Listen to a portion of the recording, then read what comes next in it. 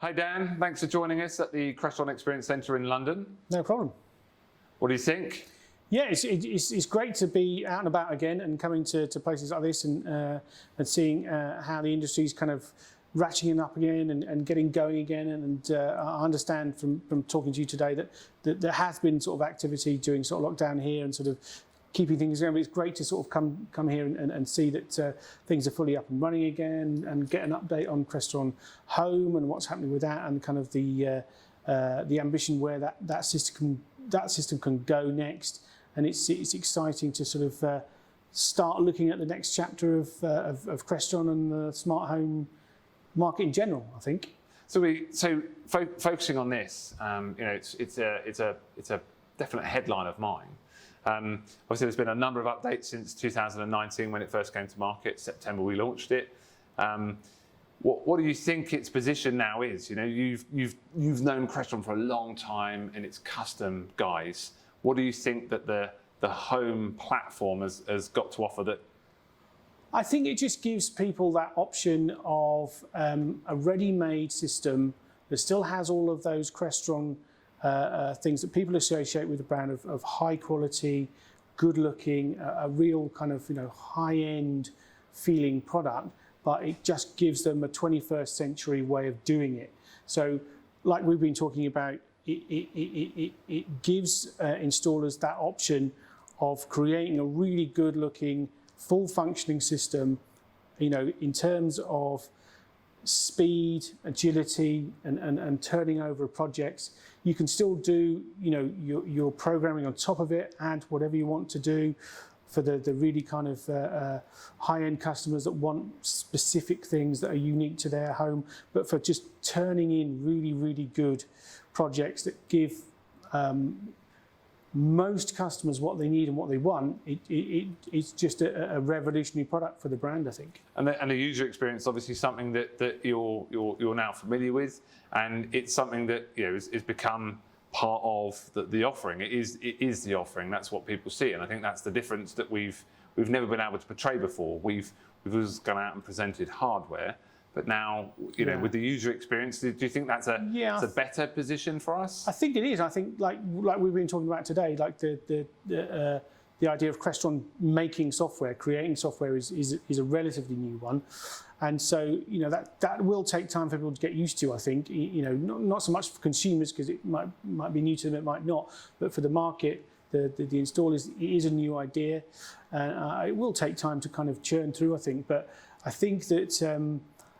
Having those two things unified, having the hardware, having the software as a single package, and it now kind of feels a lot more familiar, I think, for consumers because they'll have smart devices, they'll have their tablets, their phones they're used to operating systems. Whether they're an Apple person or an Android person, you can now be a Crestron person because it's got its own language, its own way it looks. Crestron Home has a particular way that it looks. You can personalize it, obviously, with photos and all the kind of cool other, but the thing has a look, has a feel, and once people get used to that, I think it'll become part of the home, part of their experience with the technology that they use every day.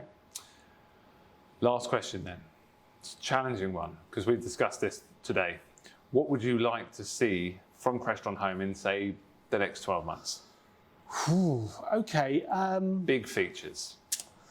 Wow. Okay. Like some outdoor, I think, is a big thing at the moment. Keeps coming back to us. People are talking about sort of, not just AV systems outside, but lighting and all sorts of different things that you can do outside of the home, in the garden, in the grounds, if the house has got that kind of thing going on. So I think kind of maybe some really, really cool functionality for what's happening outside of the home could be cool. And not just things like security and things like that, because I think that's kind of, security is a security system. Either taking media outside with you, yeah? Yeah, I think media outside and music outside, lighting outside is a big thing. I think just not necessarily kind of, again, like going back to security stuff, but mood lighting outside. We know how to do that in the home, but kind of like just subtle lighting outside, I think is a really kind of like nice thing that people appreciate and enjoy.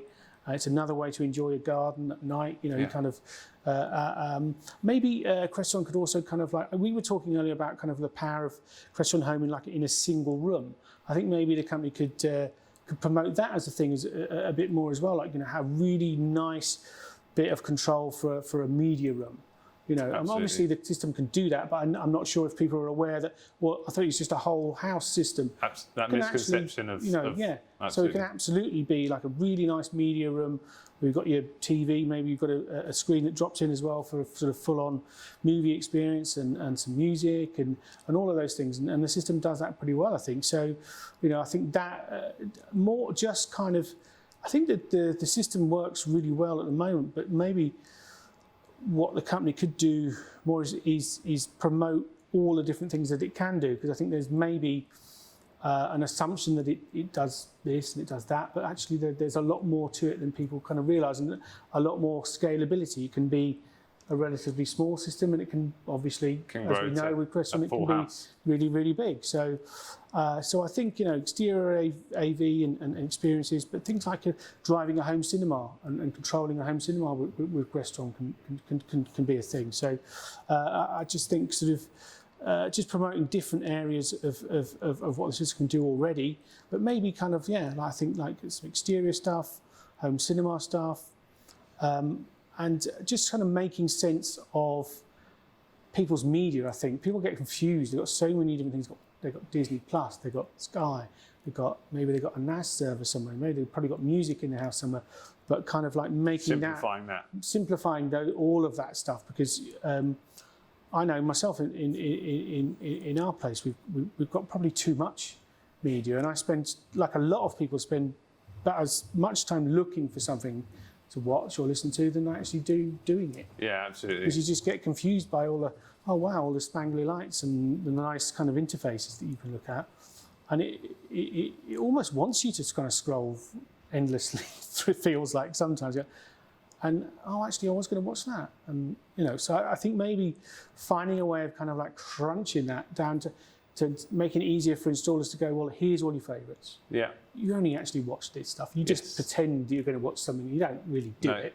It's like, you know, I've got Tidal, and I could listen to any song I want, anytime, any place, anywhere. But you listen to your favourites? No, a little bit, but I tend to come back to the same stuff. So maybe finding a way of curating people's content more easily. So a bit of curation, outdoor, a bit of emphasis on outdoor. Yeah. I think mine is definitely the lighting and shading. That's not necessarily something we're known as. I think it's letter association, Crestron for control, not necessarily for the control of natural or artificial light. I think that's quite a big focus area.